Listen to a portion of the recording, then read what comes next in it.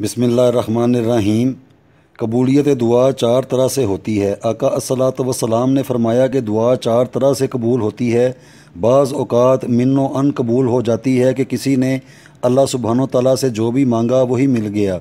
बाज़ औक़ात अल्लाह सुब्हानो तआला ये देखते हैं कि किसी ने जो मांगा है वो दुनिया या आखिरत में हमारे लिए नुकसानदेह है, तो उसको हू बहू वो चीज़ देने की बजाय उसका नेमुल बदल अल्लाह सुब्हानो तआला अता फ़रमा देते हैं।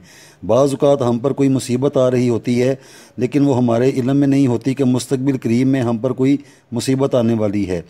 हम अपनी किसी ज़रूरत के तहत दुआ मांग रहे होते हैं तो अल्लाह सुब्हानो तआला हमको वो चीज़ तो नहीं देते जो हम मांग रहे होते हैं, और ना ही उसका नेमुल बदल देते हैं, बल्कि उस आने वाली मुसीबत को उस दुआ के सदक़े में टाल देते हैं। और बाज़ औक़ात अल्लाह सुब्हानो तआला हमारी दुआ के बदले में ना तो असल मतलूबा चीज़ देते हैं, ना उसका नेमुल बदल देते हैं, और ना ही कोई मुसीबत टालते हैं, बल्कि उस दुआ को आखिरत का ज़हीरा बना देते हैं। आका अस्सलातु वस्सलाम ने फरमाया कि बाज़ लोग क़यामत के दिन अपने अमाल देख कर परेशान हो जाएंगे कि हमने तो इतनी नेकियां नहीं की थीं जितनी हमारे नामा अमाल में मौजूद हैं, तो ये कहाँ से आ गईं। उन्हें जब बतलाया जाएगा कि हाँ वाकई तुमने तो खुद से ये नेकियां नहीं की, बल्कि ये तुम्हारी वो दुआएं हैं जो दुनिया में किसी भी सूरत कबूल नहीं की गईं, और उन्हें आखिरत का ज़हीरा बना दिया गया था, तो वो लोग हसरत करेंगे कि काश दुनिया में हमारी एक भी दुआ कबूल ना हुई होती। वो इसलिए कि जो अजर अल्लाह सुब्हानो तआला हमारी दुनिया में की जाने वाली दुआ का सिला जब आखिरत में अता करेंगे, तब हमें कदर होगी कि हम रब्बुल आलमीन से क्या तलब किया करते थे। इस बात में कोई शक व शुबा नहीं है कि अल्लाह ही रहमान और रहीम है, और ये भी कभी नहीं हो सकता कि बंदा अपनी आजज़ी और बेकसी का अल्लाह सुब्हानो तआला से इजहार करे, अपनी मुश्किल और मुसीबत में अल्लाह को पुकारे तो वो अपने बंदे पर मेहरबान ना हो। अल्लाह ज़रूर बर ज़रूर मेहरबान होता है, चूँकि अल्लाह को ही मालूम है कि क्या चीज़ हमारे हक़ में बेहतर है और क्या नहीं।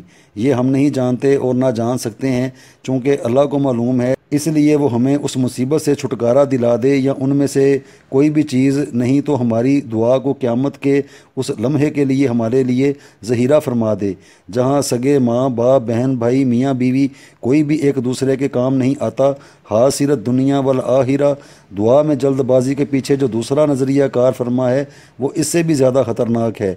जैसा कि कुरान पाक में इरशाद बारी ताला है, कुछ लोग ऐसे हैं जो अल्लाह सुब्हानो तआला की इबादत मशरूत तौर पर करते हैं, अगर उन्हें खैर पहुँचे तो इस पर वो मुतमिन हो जाते हैं, और अगर कोई आजमाइश आ जाए तो मुंह के बल पलट जाते हैं।